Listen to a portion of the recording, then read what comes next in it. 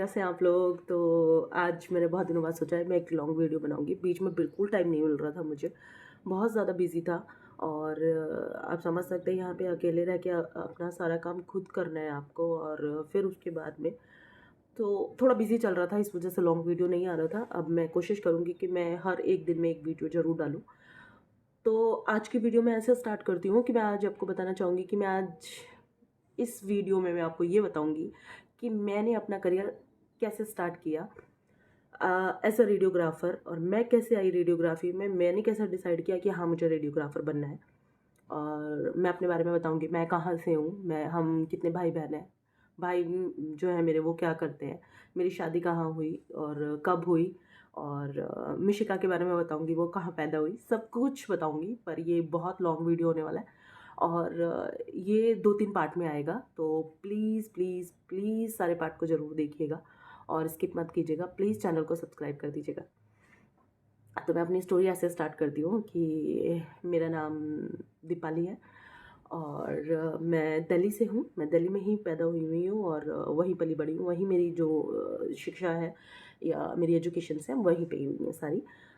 जो डैडी है मेरे, हम लोग प्रॉपर दिल्ली से नहीं हैं, हम लोग बेसिकली यूपी से हैं और उत्तर प्रदेश से हैं। तो पापा लखनऊ से करीब 100-150 किलोमीटर दूर है एक गांव, तो वहाँ से हैं।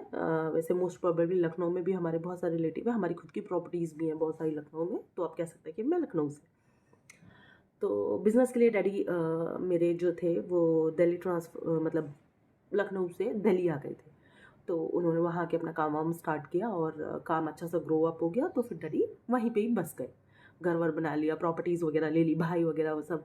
मैं, मेरे भाई, जो बड़े भाई थे वो यूपी में पैदा हुए थे, पर वो पैदा होने के साथ थोड़ा सा नाना के साथ अटैचमेंट ज़्यादा था, तो वो नाना के पास रहते थे।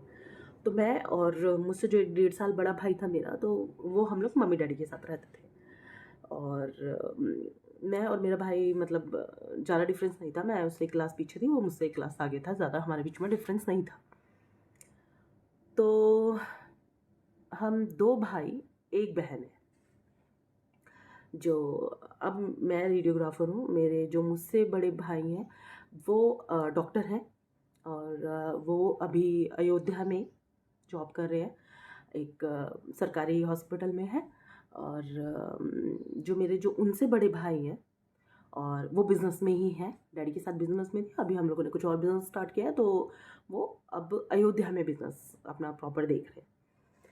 तो ये हो गया मेरा बैकग्राउंड कि हम कितने भाई बहन हैं। और मम्मी मेरी जो हाउस वाइफ है, एंड ये मेरा पूरा बैकग्राउंड है, ये मेरी फैमिली है। तो हम 3 भाई बहन हैं। और फिर मैं आपको बताना चाहती हूँ, अब मैं यहाँ से स्टार्ट करती हूँ अपनी स्टोरी। तो भाई मेरा 12th कंप्लीट करने के बाद प्रिपरेशन कर रहा था नीट की। नीट नहीं, तब तो हमें अलग अलग फॉर्म भरने पड़ते थे हर एक पेपर के लिए। तो भाई मेरा प्रिपरेशन कर रहा था एमबीबीएस के लिए और मैं 12th में थी। 2007 में मैंने 12th पास करी। और जब 12th पास करी तो भाई को देखा तो वो मेडिकल की प्रिपरेशन कर रहा था, तो मुझे भी चस्का लग गया कि भाई मुझे भी प्रिपरेशन करनी है, मुझे भी डॉक्टर बनना है।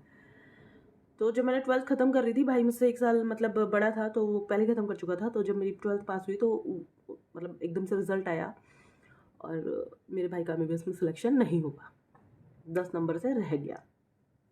परिवार को झटका लग गया, मुझे तो और ज़्यादा लग गया कि मैंने सोचा था बड़ा आसान होता है, पेपर ऊपर दूंगी, पढ़ने में तो मैं तेज़ थी और मैं निकाल लूँगी। फिर मुझे समझ में आया कि इतना आसान नहीं है। और मैं अपने बारे में आपको एक चीज़ बताना चाहूँगी कि मेरे में पेशेंस नहीं है बिल्कुल।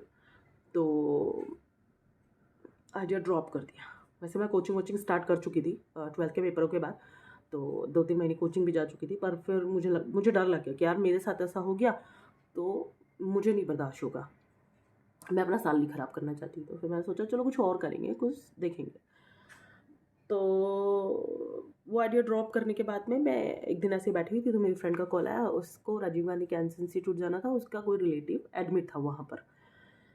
तो उसने मुझसे पूछा सॉरी, तो उसने मुझसे पूछा तो मैंने बोल दिया हाँ हाँ चलते हैं देख आएंगे। तो हम गए, तो हमने उसके रिलेटिव को देखा भी था, तो उसकी वहाँ पे एक फ्रेंड मिल गई। अब फ्रेंड मिली तो उसने भाई बातें होने लगी कि हाँ भाई यहाँ पे कैसे ये हो गया। तो उसने बोला कि यार यहाँ पे कुछ फॉर्म्स निकले हैं और नर्सिस के, रेडियोग्राफर और ये सब के। तो उसने ऐसे ही बताया। तो हमने बोला कि अच्छा, कुछ कर तो रहे नहीं थे उस टाइम पे, तो मैंने कहा चल फॉर्म हम भी ले लेते हैं, हमारा क्या जाता है। तो हमने फॉर्म ले लिया। तो हमने नर्सों वाला नहीं लिया, हमने सोचा हमने कोई ऐसे छोटा-मोटा कोर्स कर लेंगे। नर्स का था जो डिग्री कोर्स था और वो लंबा था। तो हम लोगों ने फॉर्म ले लिया और भर दिया।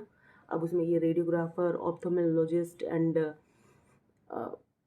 बहुत सारे मतलब कोर्सेज़ थे। तो हम लोगों ने वो पेपर भर दिया कि भाई 60 रुपीज़ का फॉर्म मिल रहा था। 60 रुपीज़ का फॉर्म ले आए घर पे, फॉर्म भर दिया, नाम आ गया पेपर के लिए, पेपर की डेट आ गई, पेपर दे दिया। वाइवा की डेट आ गई, वाइवा दे दिया। कोर्स में सिलेक्शन हो गया। मेरा रेडियोलॉजी में हो गया, उसका लैब में हो गया। तो चली भी गई मैं कि चलो अब नाम आ गया तो कर लेते हैं। डैडी ने बोला अरे नाम आ गया, कोई है कोर्स है कर लेते हैं, कोई चीज़ पढ़ाई होती है तो वो बेकार नहीं जाती। तो मैं भी चली गई। तो कोर्स स्टार्ट कर दिया मैंने करना। भाई वहाँ पे सीनियर बड़ा परेशान करते थे।